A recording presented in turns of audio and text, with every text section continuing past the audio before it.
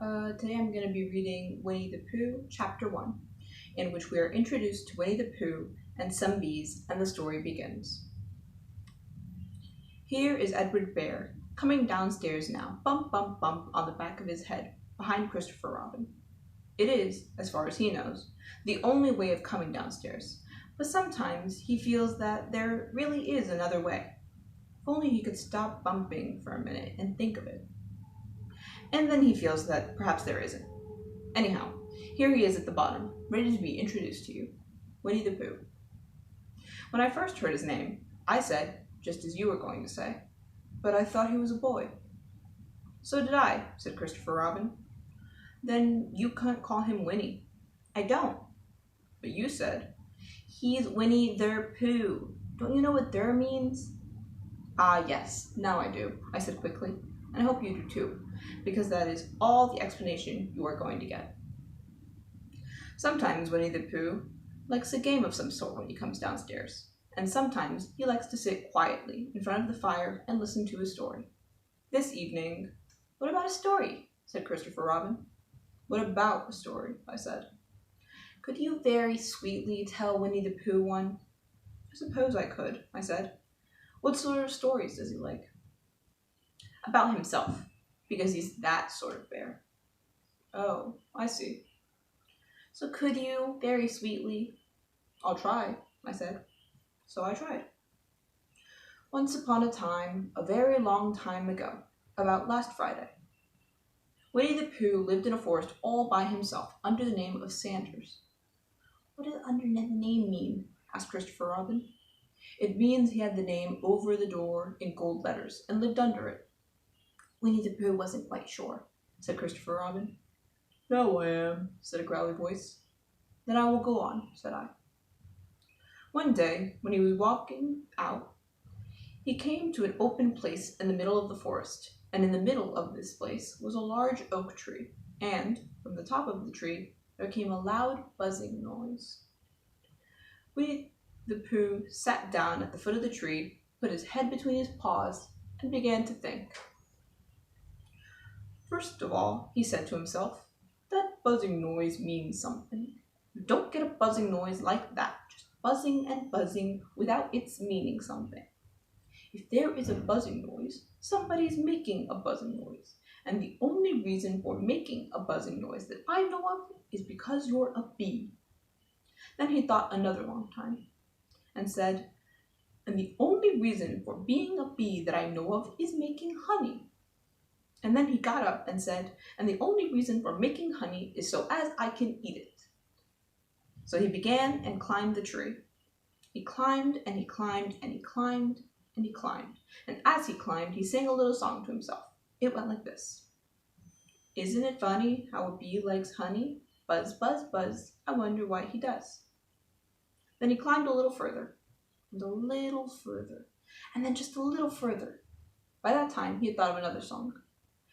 It's a very funny thought that if birds were bees, they'd build their nests at the bottom of trees, and that being so, if bees were bears, we shouldn't have to climb up all these stairs. He was getting rather tired by this time, so that is why he sang a complaining song. He was nearly there now. If he could just stand on that branch. Crack! Oh, help, said Pooh, as he dropped 10 feet on the branch below him. If only I hadn't, he said, as he bounced 20 feet onto the next branch. You see what I meant to do, he explained as he turned head over heels and crashed onto another branch 30 feet below. What I meant to do? Of course, it was rather, he admitted, as he slithered very quickly through the next 6 branches. It all comes, I suppose, he decided, as he said goodbye to the last branch, spun around 3 times, and flew gracefully into a gorse bush. It all comes of liking honey so much. Oh, help! He crawled out of the gorse bush, brushed the prickles from his nose, and began to think again. And the first person he thought of was Christopher Robin. Was that me? Said Christopher Robin in an odd voice, hardly daring to believe it. That was you. Christopher Robin said nothing, but his eyes got larger and larger, and his face got pinker and pinker. So Winnie the Pooh went round to his friend Christopher Robin, who lived behind a green door in another part of the forest. Good morning, Christopher Robin, he said. Good morning, Winnie the Pooh, said you. I wonder if you've got such a thing as a balloon about. A balloon? Yes, I just said to myself coming along, I wonder if Christopher Robin has such a thing as a balloon about him. I just said it to myself, thinking of balloons and wondering. What do you want a balloon for? You said. Winnie the Pooh looked round to see that no one was listening, put his paw to his mouth and said in a deep whisper, Honey. But you don't get honey with balloons. I do, said Pooh. Well, it just happened that you had been to a party the day before at the house of your friend Piglet, and you had balloons at the party. You had had a big green balloon, and one of Rabbit's relations had a big blue one, and had left it behind, being really too young to go to a party at all. And so you had brought the green one and the blue one home with you. Which one would you like? You asked Pooh. He put his head between his paws and thought very carefully. It's like this, he said. When you go after honey with a balloon, the quick thing is to not let the bees know you're coming. Now, if you have a green balloon, they might think you were only a part of the tree and not notice you. And if you have a blue balloon, they might think you were only part of the sky and not notice you.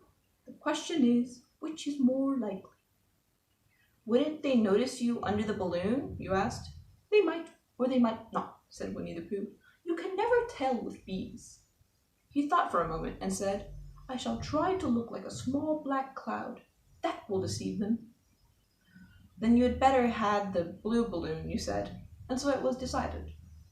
Well, you both went out with the blue balloon, and you took your gun with you, just in case, as you always did. And Winnie the Pooh went to a very muddy place that he knew of, and rolled until he was black all over.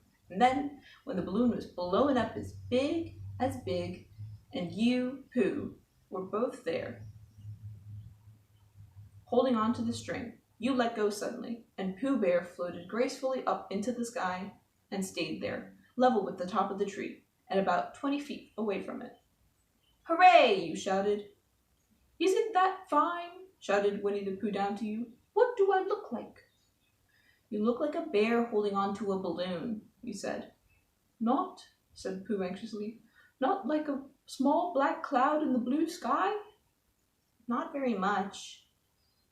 Ah, well, perhaps from up here it looks different. And, as I say, you can never tell with bees. There was no wind to blow him nearer to the tree, so there he stayed. He could see the honey, he could smell the honey, but he couldn't quite reach the honey. After a little while he called down to you. Christopher Robin, he said in a loud whisper. Hello. I think the bees suspect something.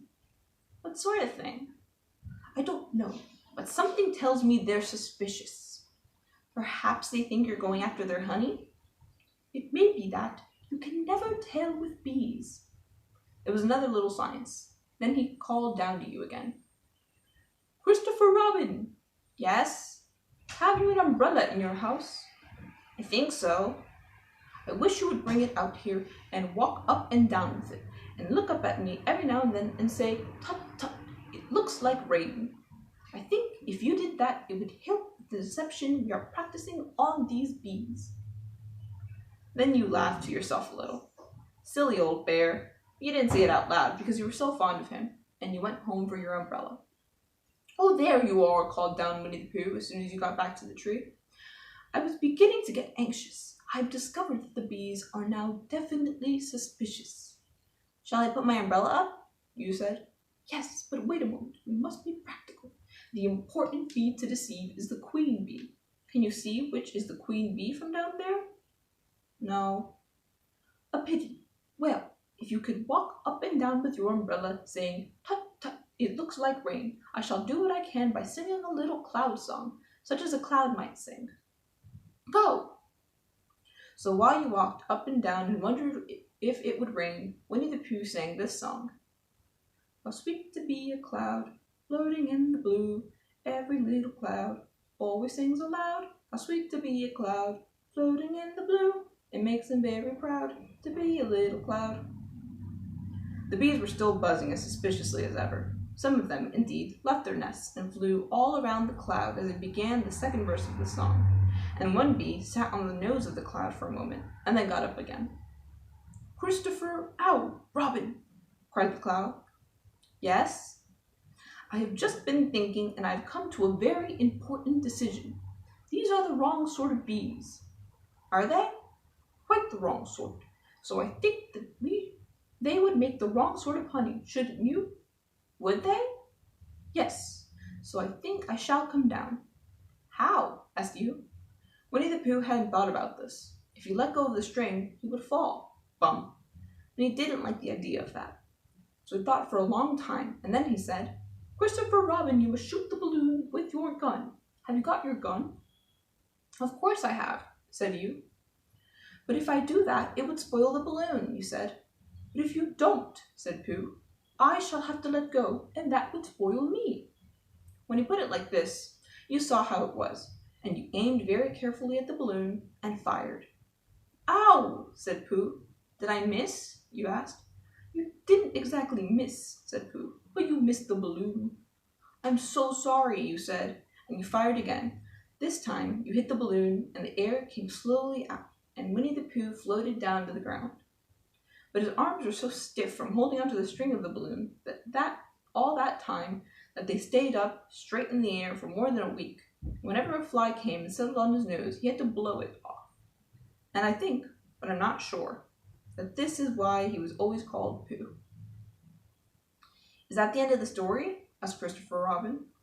That's the end of that one. There are others. About Pooh and me? And Piglet and Rabbit and all of you. Do you remember? I do remember, and then when I try to remember, I forget. That day when Pooh and Piglet tried to catch the heffalump? They didn't catch it, did they? No. Pooh could, because he hasn't any brain. Did I catch it? Well, that comes into the story.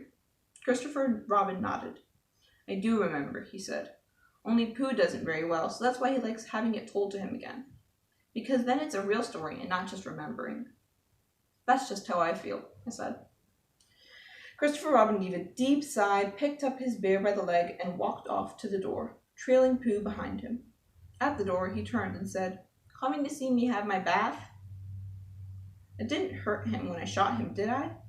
Not a bit. He nodded and went out, and in a moment I heard Winnie the Pooh bump, bump, bump, going up the stairs behind him. The end. Thank you.